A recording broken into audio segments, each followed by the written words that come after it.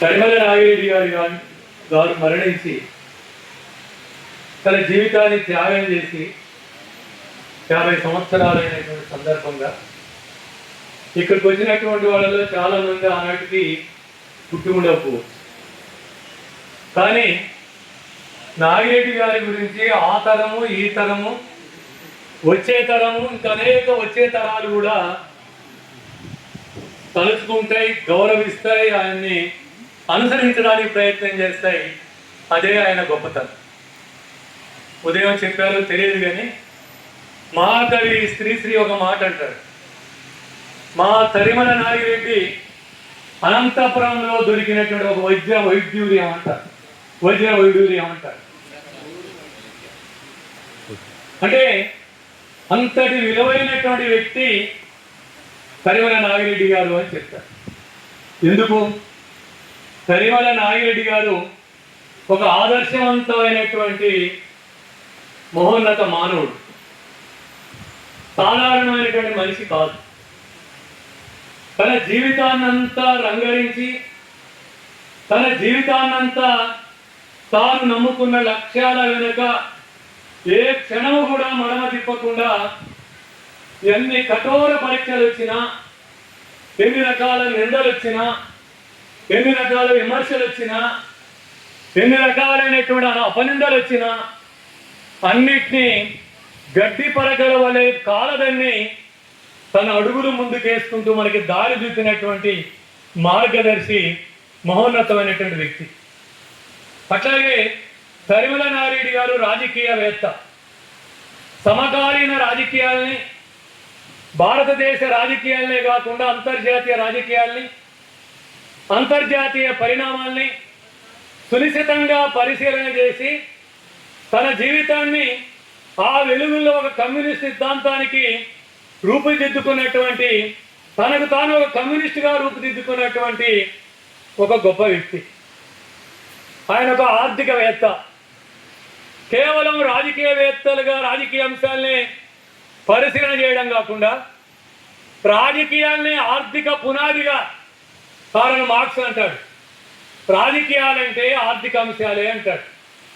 ఆర్థిక అంశాలు లేకుండా రాజకీయాలు లేవంటాడు కారల్ మార్క్స్. అందుకనే కామ్రేడ్ తరిమల నాగిరెడ్డి గారు తాను ఎంచుకున్నటువంటి ఒక పందా కార్యక్రమం ఏదైతే ఉందో ఆ పందాని కార్యక్రమాన్ని బలోపేతం చేయడానికి, దాని మరింత సత్యము నిజము అని నిరూపించడానికి భారతదేశ ప్రపంచ ఆర్థిక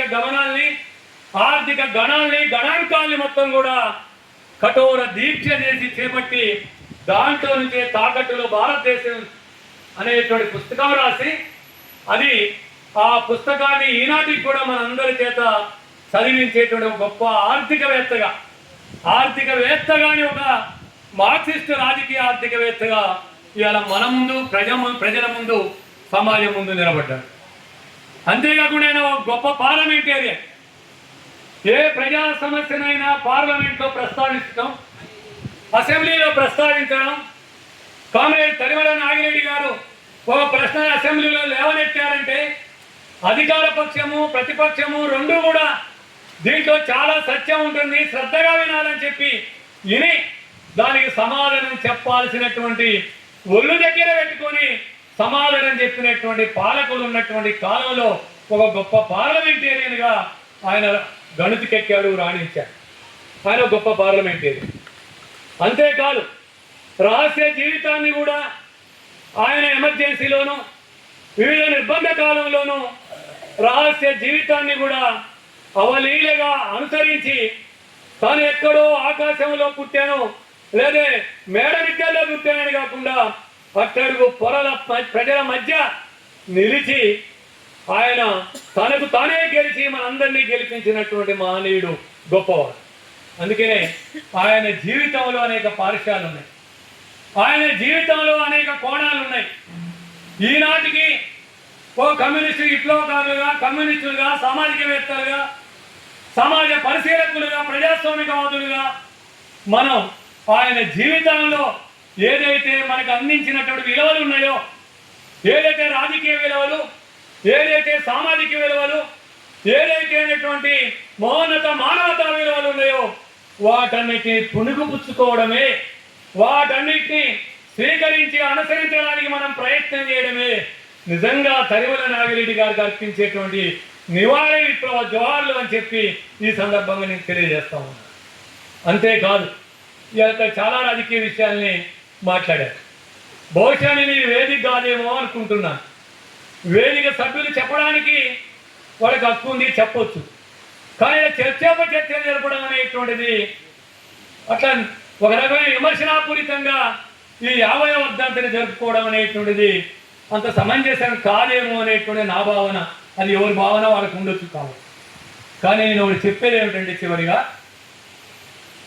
ఈరోజు కమ్యూనిస్టులు అంతర్మదనంలో ఉన్నారు. ప్రపంచ కమ్యూనిస్టు ఉద్యమం అంతా అంతర్మదనంలో ఉన్నది. ఇంకా చెప్పాలంటే కమ్యూనిస్టు ఉద్యమం అంతా సంక్షోభంలో ఉన్నది.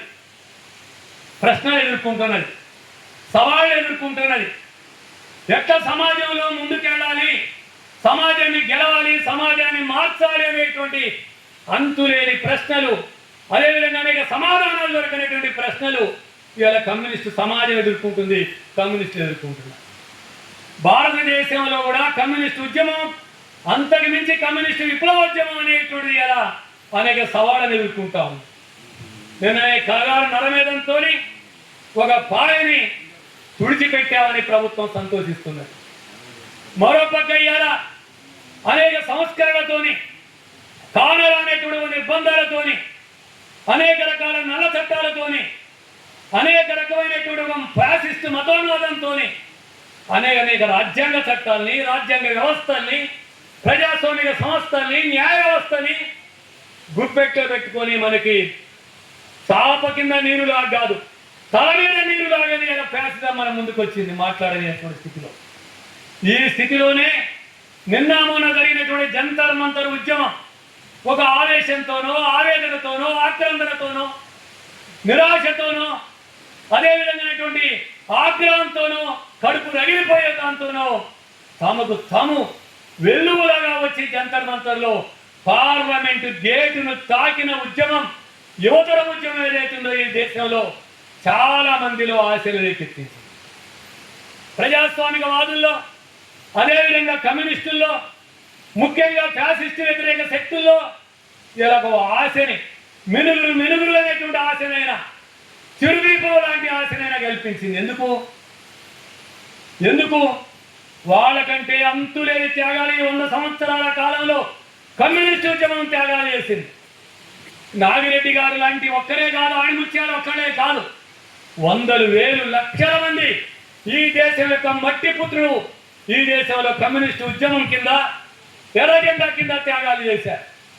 బానిసత్వానికి వ్యతిరేకంగా, స్వాతంత్రానికి వ్యతిరేకంగా, భూస్వామ్య విధానానికి వ్యతిరేకంగా, పెట్టుబడిదారి విధాన దోపిడీకి వ్యతిరేకంగా, అణగారిన ప్రజల కోసం, అంటరాని వాళ్ళని చూసేటువంటి దానికి వ్యతిరేకంగా దళిత హక్కులు, బడుగు వర్గాల హక్కులు, స్త్రీల హక్కులు, ప్రతి వాళ్ళ హక్కుల కోసం ముందు నిలబడింది, కలబడింది, పోరాడింది, అనేక హక్కులు సాధించింది.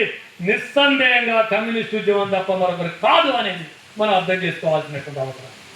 కానీ ఆ కమ్యూనిస్టు ఉద్యమం ఇవాళ అనేక మంది పెడదారి పట్టినటువంటి శక్తులు, అనేక మంది అనేక కుల పేరుతోనూ, అనేక పేరుతో ఏర్పడిన శక్తులు ఇలా కమ్యూనిజాన్ని బోన్లో నిలబెడతా ఉన్నారు. పాలక వర్గాన్ని నిలబెట్టలేదు. వాళ్ళని చివరికి మతోన్మాద శక్తులతో శరీకై ఈ దేశ ఫ్యాసిజంలో భాగమైపోతున్నటువంటి స్థితి ఉంది. ఇలాంటి స్థితిలో మన ముందు 2 కర్తవ్యాలు ఉన్నాయనేటువంటిది నేను గుర్తు చేయదలుచుకున్నాను. ఒకటి, సమాజంలో ఎప్పుడు నిరంతరం సమాజం మారుతూనే ఉంటుంది. నీ కోసమో, నా కోసమో, నీ చేతనో, నా చేతనో, మరొకరి చేతనో కాలాన్ని బంధించలేం, సామాజిక చలనాన్ని బంధించలేం. అది నిరంతరం ప్రయాణం చేస్తూనే ఉంటుంది, నిరంతరం మారుతూనే ఉంటుంది. ఇది నేను చెప్పలే, కార్ల్ మార్క్స్ చెప్పాడు. గతి తార్కిక భౌతికవాదం చెప్పింది. సమాజం నిరంతరం ఘర్షణ పడుతుంది, మారుతుంది అని చెప్పాడు. అందుకనే కార్ల్ మార్క్స్ సమాజం కంటే చాలా ముందున్నాడు. కానీ నేను చెప్పేది ఏంటంటే, మనం భావించాల్సింది ఏంటంటే, కాలం కంటే కమ్యూనిస్టులు ముందుండాలి. కాలం వెనక కమ్యూనిస్టులు పోవద్దు, కాలాన్ని చేత్తోని పట్టుకొని కమ్యూనిస్టులు ముందుకు తీసుకెళ్లాలి. అదే పరివర్తన చెందుద్ది కమ్యూనిస్టులు, అదే కమ్యూనిస్టుల కర్తవ్యం. అంతే ఇలా 55 సంవత్సరాల నక్సలబరీ ఉద్యమం తర్వాత, 100 సంవత్సరాల కమ్యూనిస్టు ఉద్యమం తర్వాత ఇంత అంతర్మదనం ఎందుకు జరుగుతూ ఉంది? చైనా విప్లవం ఎన్ని సంవత్సరాల విజయవంతమైంది? రష్యా విప్లవం 2 దశాబ్దాల విజయవంతమైంది కదా.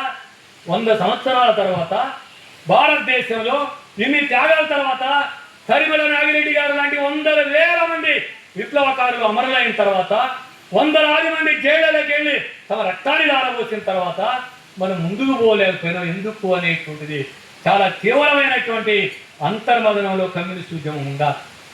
అందుకనే మనమే అందరం ఎవరికి వాళ్ళే కరెక్ట్ అనుకోవద్దు.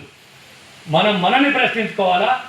సమర్థించుకోవడంతో పాటు, సమర్థించుకోవద్దంటలేని, సమర్థించుకోవడంతో పాటు ఎక్కడ లోపాలు జరుగుతున్నాయో, ఏది సరైందో తెలుసుకోవడం అనేది కమ్యూనిస్టులు అప్పుడే ముందుకు పోతారు.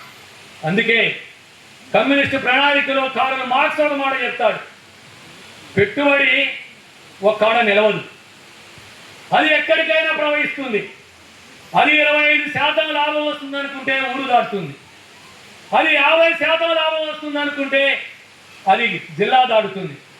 అది 100% లాభం వస్తుంది అనుకుంటే దేశ సరిహద్దులు దాటుతుంది.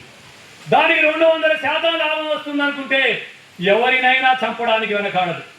దానికి 300% లాభం వస్తుంది అనుకుంటే తనను తాను చంపుకోవడానికి కూడా వెనకాడదు. పెట్టుబడిగా లక్షణం ఉంటుందని కార్ల్ మార్క్స్ చెప్తారు. అందుకే ఆయన మరో మాట చెప్తాడు అందులోనే, మారుమూల కూడా నివసించే మనిషి దగ్గరికి, కీకరారణ్యంలో నివసించే మనిషి దగ్గరికి కూడా పెట్టుబడి అంతు లేకుండా ప్రవహిస్తూనే ఉంటుందని చెప్తారు. అందుకే పెట్టుబడి పోయిన చోటల్లా తన ప్రతిబింబాన్ని సృష్టించుకుంటుంది అని చెప్పి కార్ల్ మార్క్స్ కమ్యూనిస్టు ప్రణాళికలో చెప్తారు. అందుకే ఇలా అంతర్జాతీయ ఫైనాన్స్ క్యాపిటల్, జాతీయ ఫైనాన్స్ క్యాపిటల్ ఈ దేశంలో అనేక రకాల మార్పులకి, అనేక రకాల ప్రపంచ యుద్ధాలకి, ప్రపంచంలో ఉన్నటువంటి ఆధిపత్యాలకి మహా కారణమైంది. భారతదేశ ఆర్థిక వ్యవస్థ కూడా ప్రపంచంలో 5వ ఆర్థిక వ్యవస్థను, 3వ ఆర్థిక వ్యవస్థను మారుతున్నటువంటి స్థితి ఉంది. సంపద పెరుగుతుంది కానీ అసమానతలు పెరుగుతూ ఉన్నాయి. సంపదలు అనేక రెట్లు పెరిగినాయి, అసమానతలు పెరిగినాయి. నిరుద్యోగం పెరుగుతుంది, అనుత్పాదక రంగం పెరుగుతూ ఉంది. అలాంటి పరిస్థితుల్లో మా పార్టీ సిపిఐఎంఎల్ మాసలేని భావిస్తాం. ఇవాళ కాలం మారింది, సమాజం మారింది కాబట్టి మనం మారిన సమాజాన్ని చూడాలి అని మేము భావిస్తున్నాం. మేమేమీ బాధపట్టలేదు. అందరం కూడా ఒక తాటికి రావాల్సిందే, మంతులేని మదనం చేయాల్సిందే. ఇలాంటి క్రమంలోనే 2 కర్తవ్యాలు తీసుకోవాలా. నాగిరెడ్డి గారి 50వ వర్ధంతి సందర్భంగా కోరుతా ఉన్నాను. ఎందుకంటే ఏదైతే ఒక ప్రజాస్వామిక స్ఫూర్తిని ఈ దేశంలో విశ్వగురు అయిన నరేంద్ర మోడీ సింహం కాదు, అది కాగితపు పులి అని నిన్న జంతర్ మంతర్ ఉద్యమం నిరూపించింది. అలాంటి ఉద్యమాలకి కార్మిక వర్గంలో, కర్షకుల్లో, పీడిత వర్గాల్లో పనిచేసే కమ్యూనిస్టులు, కమ్యూనిస్ట్ సంస్థలు అలాంటి ఉద్యమాల్ని స్ఫూర్తిగా తీసుకొని మరిన్ని ఉద్యమాలు, ఫ్యాసిజాన్ని గోరిగట్టే ఉద్యమాల్ని, విశాలమైన ప్రజాస్వామిక ఉద్యమాల్ని నిర్మించడం అనేది ఈరోజు తక్షణ కర్తవ్యం. అటువైపు మనందరం ఆలోచించాలి. రెండోది, ఎలా ఈ దేశంలో కమ్యూనిస్టు విప్లవ శక్తులు ఐక్యం కావాల్సినటువంటి అవసరం ఉంది. మరింతగా మారిన పరిస్థితులు, మనం ఉన్న పరిస్థితులు, మనం సాధించిన విజయాలు, మనం పొందినటువంటి అపజయాలు, వీటన్నిటినీ బేరీజు చేసుకుని ఖచ్చితంగా మనందరం మనకి ఈ దేశంలో విప్లవోద్యమం తప్ప, ప్రజల ప్రయోజనాలు తప్ప, దేశ ప్రయోజనాలు తప్ప, ఈ దేశంలో పీడిత వర్గాల విముక్తి తప్ప, ఈ దేశంలో మార్క్సిజం, లెనినిజం, మావో ఆలోచన విధానంలో ఈ దేశ విముక్తి తప్ప మరో మార్గం లేదు. అందుకే శశభిషలు వదిలేసి, సంకుచిత్తాలు వదిలేసి, అదేవిధంగా కేవలం ఒట్టి మాటలతోని కాలం వెళ్ళపుచ్చకుండా కమ్యూనిస్టు విప్లవకారుల ఐక్యత కూడా అంతే బలమైన కృషి చేయాలని చెప్పి కోరుతూ మరొక్కసారి ఆణిముత్యం లాంటి అద్భుతమైన మానవుడు లాంటి అలా కామ్రేడ్ నాగిరెడ్డి గారికి జవాలు చెప్తూ, అలాంటి నాగిరెడ్డి గారు వందలు వేల మంది ఈ దేశంలో ఇప్పుడు అవసరం. అలాంటి లక్షలాది మంది ఈ దేశంలో అవసరం. వాళ్ళ మార్గంలో మనం అడుగేయాలని చెప్పి కోరుతూ మరోసారి విప్లవ జవాలు చెప్తూ మీ అందరికీ లాభం చెప్పి ముగిస్తున్నాం.